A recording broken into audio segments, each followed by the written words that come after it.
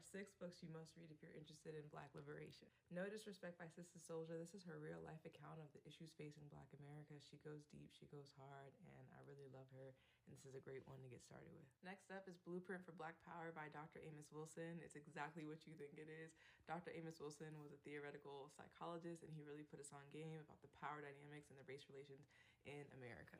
Next up, Dr. Na'im Akbar with Know Thyself. This one really hits miseducation of the Negro on the head as well, but coming hard with the knowledge of self and the conception of self from an African-centered perspective. So much of how we perceive the self is through Eurocentric lens, and this is really giving us the real deal on who we are, what we are, and the power that we hold. One of my absolute favorites, Yurugu by Dr. Marimba Ani. This is a heavy hitter. This is really giving you the differences between African-centered thought and Eurocentric thought. She really gets into how we've spent all this time really trying to understand Black people and how white people spend all this time trying to study and understand us, but no one's taking the time to study and understand them. So this is a critique of their thought, behavior, and action. It's a really great read, a really good book. It's a dense read, but you can find her lectures and interviews on YouTube. Another heavy hitter, Stolen Legacy by Dr. George G.M. James. This one is looking at the African origins of Greek philosophy. So we know that Greek philosophy undergirds a lot of American society, a lot of Western civilization, and this is making claims that all of this was learned from ancient Egypt, ancient Kemet,